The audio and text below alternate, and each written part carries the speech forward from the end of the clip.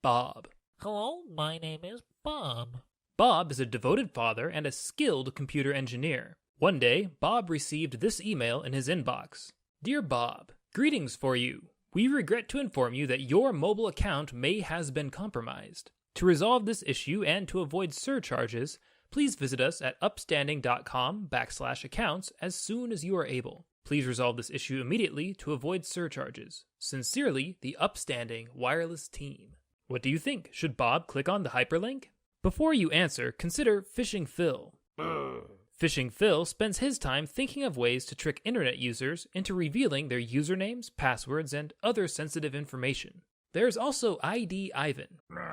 ID Ivan spends his time thinking of ways to collect other people's identification information, especially things like social security numbers and driver's license numbers.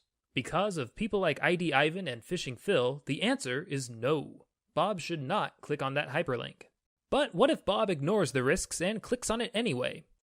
What could happen? It's possible that when Bob clicks on the link, it could take him to a counterfeit web page. This web page looks just like the real Upstanding Wireless homepage. The only difference is the URL, which almost always tips us off with counterfeit web pages. Phishing Phil built this counterfeit page to harvest usernames and passwords. If Bob submits this information, he's really just sending it straight to Phishing Phil's computer. Here's another counterfeit page. This one was built by ID Ivan to harvest identification information. If Bob submits this information, he's really just sending it to ID Ivan. So what should Bob have done with this email instead of clicking on it? Well, there are at least 3 good options.